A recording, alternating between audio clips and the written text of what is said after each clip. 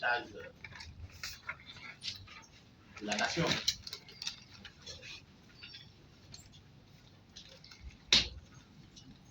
Mesdames, Messieurs, chers compatriotes, avant tout propos, je me fais fort de cette pensée d'Albert Einstein. Le monde est dangereux avec nous. Non pas tant du fait de ceux qui font le mal, mais à cause de ceux qui regardent et laissent faire. Pour éclairer l'opinion nationale et tout sachant sur la monstrueuse cabale et l'inavouable acharnement, moi je suis victime depuis la prise de fonction du ministre Moupati à la tête du département de la santé. Est-ce qualité ministre de la tutelle administrative du centre de prise en charge médicale intégrée du nourrisson et de la femme enceinte atteinte de drépanocytose à Colline CPMI-NF. Institué par le décret numéro 2010-63 du 11 juin 2010 en un établissement public à caractère social et scientifique, par suite de mutations institutionnelles de mon projet scientifique individuel et relatif, dont les résultats probants et visibles ont suscité l'intérêt et l'accompagnement de notre État. Aussi est-il érigé en une unité nationale autonome spécialisée de soins, de recherche et de formation sur la drépanocytose et de suivi de l'état régulier du nourrisson et de la femme enceinte atteinte de cette pathologie. L'audit dont le rapport réactivé et introduit de nouveau à l'examen du gouvernement le 23 décembre passé par le ministre de la Santé, M. Benjamin Moupati, n'a d'objectif que de nuire gravement à ma personne universitaire accomplie, à mon nom, à ma dignité et à ma réputation nationale et internationale. En rappel, cet audit a duré 6 mois, du 22 octobre 2018 au 29 avril 2019, en violation flagrante des prescriptions légales non professionnelles requises et surtout dans le non-respect délibéré du délai impératif de 1 mois, comme imparti en l'espèce par la décision année 2018 numéro 3359 CMF-DC-IGF-SP, datée du 19 octobre 2018 du ministre de l'économie et des finances et appliquée par l'ordre de l'émission numéro 094 2018 IGF C du 19 octobre 2018. J'ai rencontré les membres de cette commission une seule fois lors de leur visite de courtoisie d'accueil. Et cette commission, à date, ne m'a jamais notifié la fin de sa mission. Également, contrairement à ces lettres, cette commission n'a jamais auditionné les prestataires intentionnellement ciblés et faussement incriminés, en particulier l'entrepreneur adjudicateur du marché numéro 075 MSDCSGM PRMP CPMNPSP du 2 mars 2016 relatif à l'extension latérale du bâtiment abritant le siège du CPMNP. En plus, dois-je le souligner, la liste des observations sous forme de relevé d'observation m'a été transmise par courrier numéro 031 2019 IGF comme seulement le 8 mars 2019, soit hors délai du mois imparti pour les travaux. Fin des travaux, la fin des travaux était requise pour le 20 novembre 2018, conformément à la décision qui m'était par la commission et conformément à l'ordre de mission qui durait du 22 octobre au 20 novembre 2018.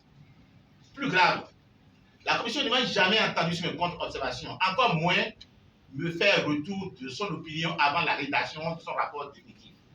Partant, elle n'a jamais partagé avec moi de l'absence ou de l'insuffisance de preuves que contient le document de mes contre-observations. J'étais parfaitement ignorant de son opinion accusatrice rendue par le ministre de la Santé. D'ailleurs, contrairement aux lettres du rapport définitif de la commission comme exploité et argué par le ministre Moupati, la commission n'a jamais élaboré un rapport provisoire à moi adressé par elle et reçu en vue de faire mes contre-observations. C'est faux et c'est très malveillant. Enfin, la commission n'a jamais restitué jusqu'à date les pièces produites pour lui permettre d'accomplir sa mission et les documents à elle remis par Bordereau à l'effet. J'en étais là. quand par bordereau numéro 56 MSDC SGFSA du 12 septembre 2019 et reçu le 16 septembre 2019, M. le ministre Moupati m'a transmis le rapport de la commission comme rapport numéro 018-C 2019 MFIGF du 30 avril 2019 avec la notation manuscrite pour exploitation. De même qu'une copie de la communication conjointe MS et MF 032 CMF MS DCS GM IGM SP du 24 juillet 2019. Après lecture des contenus du rapport et de la communication, j'ai réagi aussitôt en lui adressant la correspondance numéro 621 MS MRS BMF INFED du 30 septembre 2019, dont extrait que voici. La commission de ménage du COFAN a travaillé et a produit son rapport en toute opacité et en violation des règles et usages régissant un outil régulier, transparent, professionnel, contradictoire et impartial. À preuve, cette commission, après mes contre-observations écrites, ne m'a jamais soumis à un exercice contradictoire des pièces justificatives de sa disposition et des faits prouvant évoqués par moi, en dépit des multiples éléments que j'ai soulevés dans ce document, nonobstant ma requête réitérée d'une position contradictoire. Mais la commission a trouvé le moyen de conclure au rejet systématique de contre-observation, au motif que ces dernières ne sont étayées du moins peu. Le ministre de la Santé, M. Benjamin Moupati, a opposé un silence assourdissant à ma dénonciation, bien qu'ayant annoté la correspondance syndiquée le 2 octobre 2019, ainsi que sur IGM, DC, CTJ pour appréciation. Pourquoi a-t-il opposé une fin de non-recevoir à une aussi vibrante dénonciation? L'exploitation faite aujourd'hui de ce rapport par cette autorité laisse bien envisager de diffuser à ce moment-là. Quelques mois plus tard, la même autorité de M. Moupati a été ampliataire de ma saisine de l'inspecteur général des finances IGF, M. Zisson Fassinou, correspondance numéro 0329 MS MRS CPMNFS SA du 23 mars 2020, à titre de dénonciation du rapport et de demande d'intervention en réponse à son contrôle de mise en œuvre des recommandations de la commission d'audit simultanément requis du ministre de la Santé et de moi-même. Est-il utile de faire remarquer ici que cette requête de l'IGF met en lumière la procédure d'évaluation du niveau de mise en œuvre des recommandations formulées précédemment par la commission d'audit, convoquant du coup la fin du processus du audit. Il ne restait donc à cette étape qu'à prendre en considération le rapport d'audit et l'appliquer, sinon à remettre en cause son exploitation s'il est démontré, comme je l'ai fait, son inapplicabilité pour ses nombreuses irrégularités, défauts et procès. Mais comme de délit de justice, à la date d'aujourd'hui, aucune de ces deux autorités, comme si d'entente concertée, n'a bougé. Mais contestations et dénonciations sont restées lettres mortes, classées sans suite. Le ministre Moupati et l'inspecteur général Fassinou se sont tranquillement murés dans un silence abyssal jusqu'à ce jour. Mais aujourd'hui, on assiste à une rocambolesque réactivation sans éléments nouveaux de tels audits consacrant ostensiblement l'objectif de nuire simplement. À tout considérer, en dépit de son caractère d'élément accablant, nulle part dans le rapport numéro 018 C 2019 MFIGF du 30 avril 2019, ça rapport faisait 71 pages, il n'est mentionné grave anomalie ou malversation. Où monsieur le ministre a lu tel vocabulaire? À quelle fin cela est-il inventé pour corser le rapport dont il n'est pas l'auteur? Il convient alors de demander à M. Benjamin Moupati quel est donc l'élément nouveau qui a motivé le réchauffage par lui d'un dossier vieux de déjà 2 ans. Et pourquoi la nouvelle communication adoptée le 23 décembre 2020 par le Conseil des ministres sans jamais ordonner de nouvelles investigations et me confondre au moins sur les contestations et dénonciations? C'est simplement une intention de nuire en trompant la vigilante attention de la haute autorité. Ainsi, a-t-il été procédé à une dénaturation des thèmes du rapport dans l'objectif malsain de trahir l'esprit et le contenu du rapport en vue d'asseoir d'aggravantes accusations devant véritablement nuire à ma réputation et susciter contre moi l'ire de la haute autorité.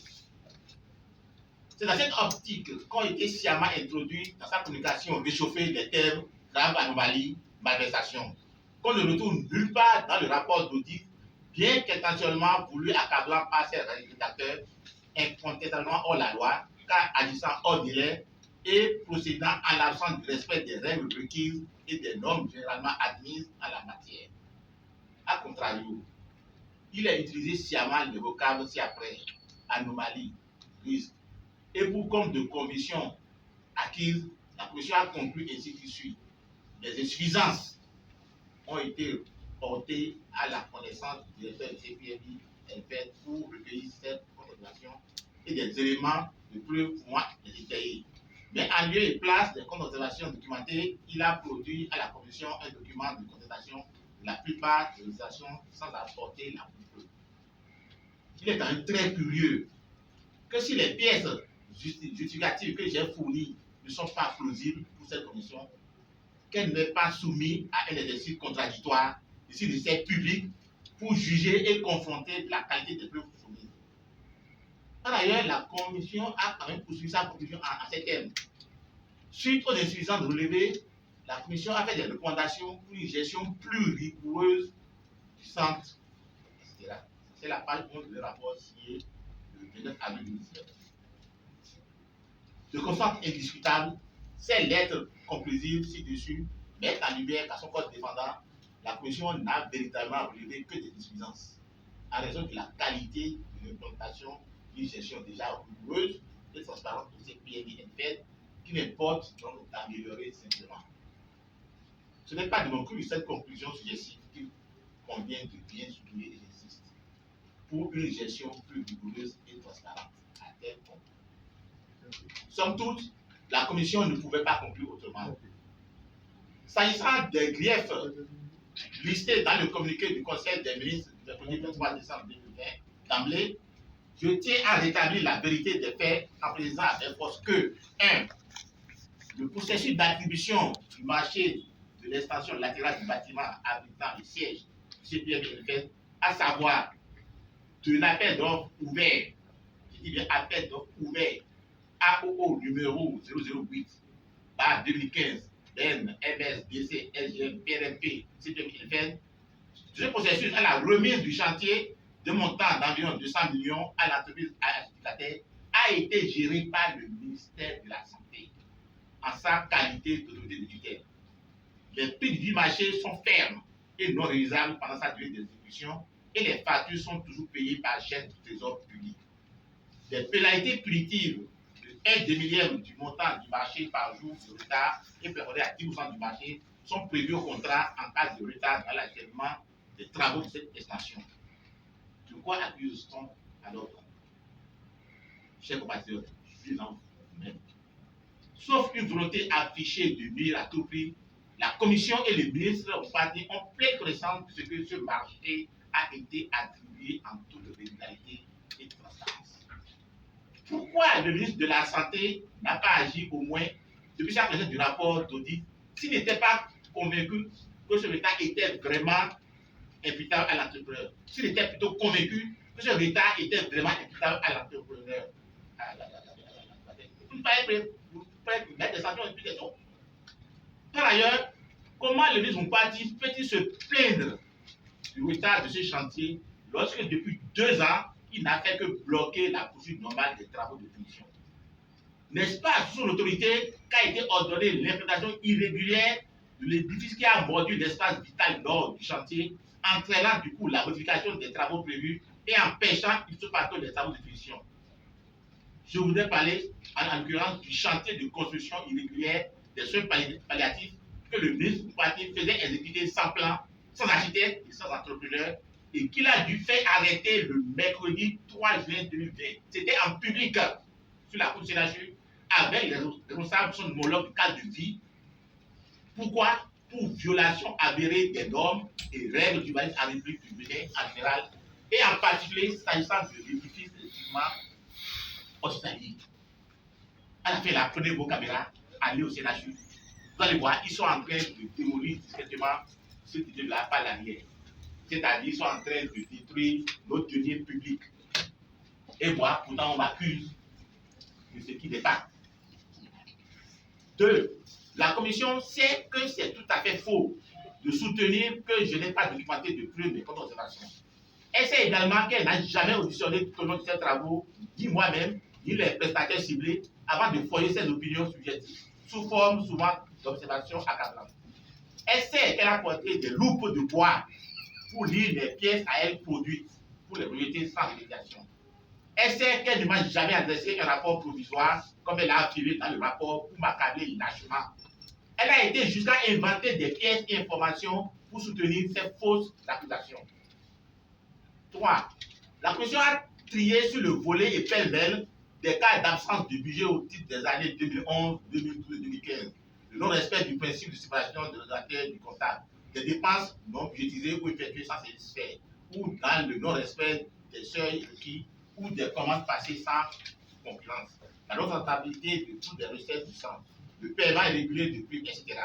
Pour autant, la commission assure que le centre a été établi en établissement par limitation institutionnelle en 2010 et que le premier concours financier de l'État s'est effectué seulement en 2012. Comment voulait-il avoir un budget en 2011? Posez-vous la question. Mieux que son premier conseil d'administration a été nommé seulement en 2013 pour un mandat de 3 ans et n'avait pas encore été renouvelé au moment de ses travaux. Davantage, le directeur que je fus a été formellement nommé en novembre 2014. Et au même moment, l'agent comptable a été appelé à une promotion par le ministre de la Santé sans un remplacement d'avril 2014 jusqu'à décembre 2015, soit 20 mois, bien compté. Ne devais-je pas sécuriser les motifs recettes de l'établissement pendant cette vacance de poste? Que le conseil d'administration a bien autorisé le paiement de motivation et que le personnel a bénéficié du rappel. La commission n'ignore point les conventions régissant le CPNFS et les partenaires, d'une part, et les institutions d'accueil de ces antennes régionales, d'autre part, qui ont permis de mettre en place une cogestion des antennes et les recettes sont bien tracées.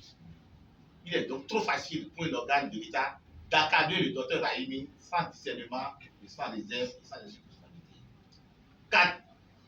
De même, de quelle conclusion budgétaire et performance pour cause de l'application grave par le ministre parti et dont il a connaissance depuis 2 ans sans une petite réaction collective? C'est simplement troublant.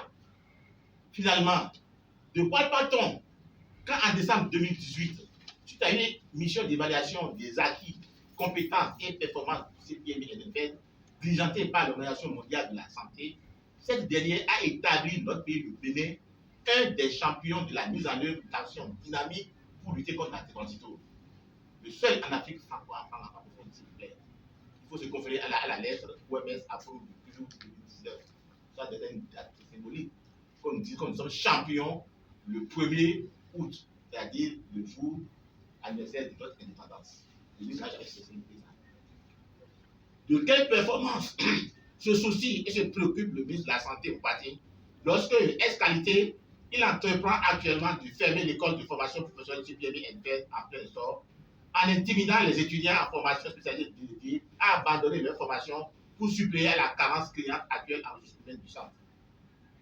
Dans le même temps, le ministre de la Santé s'employant à fermer la formation des spécialistes en prise en charge médicale holistique de la drépanocytose en cours d'exécution, s'active sans allure, comme par enchantement, de réfléchir sur une formation de base sur la drépanocytose. Quelle inconséquence et incohérence! Quelle supercherie, à la limite criminelle! En effet, qui peut mieux réfléchir et assurer valablement une quelconque formation en cette matière à l'état actuel des lieux du système national ou international de soins et de la connaissance sur cette maladie, si ce n'est pas des spécialistes, sinon des personnes qui s'y sont investies et y accusent indiscutablement une expérience certaine. Il se vit là une véritable aberration de l'intelligence et du progrès sans doute. Pourquoi cet acharnement, M. Benjamin Moubati, sur ma personne, quand on sait que j'ai servi et géré le CPMFS au bas sous 11 ministres de la Santé et pas des moindres dans notre pays avant l'avènement de M. Moubati? S'agirait-il pour lui, à travers tout ce charivari, d'une part, de justifier mon remplacement faussement obtenu le 10 novembre 2020 et le crime en perspective de la fermeture de l'école de formation professionnelle qui a effectué le 5 novembre 2020 sa deuxième rentrée scolaire avec une deuxième promotion d'étudiants en première année, et d'autre part, de se prémunir des fâcheux revers et conséquences qui engageraient individuellement sa responsabilité en raison des actes et forfaits contre le TPMFN, ses patients, les parents des patients, la nation tout entière, l'État et bien plus l'image et la respectabilité de notre pays sur le chantier des actions hardies de lutte contre la démocratie. Au total, dans cette cabale se manifeste ce que le président Talon qualifie justement de pagaille. Une inédite vraie pagaille. À tout le moins, je voudrais rappeler humblement à tous cette phrase d'une autorité de l'État le 19 juillet 2019, alors missionné par le chef d'État à ma sollicitation au cœur des menées diabolisantes pour empêcher l'effectivité du démarrage des activités de l'école de formation professionnelle militaire. Cette autorité-là disait il est temps d'émigrer d'un projet individuel du professeur Raimi pour un projet institutionnel, gouvernemental et financier. Enfin, pour parachever son dessein consistant à effacer de la mémoire des hommes et du registre des œuvres éternelles ce qu'a accompli le professeur Raimi au service de notre pays, je suggère à M. le ministre Mpati d'aller se procurer une pelleteuse pour raser l'édifice majestueux du CPMFN et ses antennes régionales. Une initiative personnelle du professeur Raimi, mon chéri Raimi, construite pierre après pierre à partir d'une petite salle dimensionnée de 6 mètres carrés qu'on m'a donné lorsque j'étais rentré en 93. Le reste, mais elle ne sera que futilité. Il y a une vengeance. Pour ma part, je suis dans l'attente de l'écoute du chef de l'État, qui, je sais, aborde les justices et les vacheries de ses collaborateurs et ou concitoyens. En ce dossier, je suis convaincu qu'on lui a dit que des mensonges et beaucoup de fausseté pour nuire à ma réputation et au modèle inédit que constitue le CPMFN. Sauf à être du registre de l'asile des fous, je ne pourrai jamais commettre l'infanticide de cette véritable marque déposée. Par cupidité, puissance, incompétence ou médiocrité. Assurément, toutes ces forfaitures commises ou en commission ne resteront pas cachées pour longtemps encore. Je sais le vrai de mes limites, tant il est vrai que la perfection n'est pas de ce monde, et que la rigueur, la probité et l'intégrité sont mes humbles faiblesses reconnues par tous. Je vous remercie. Cotonou, le jeudi 7 janvier 2021, professeur Mohamed Souli.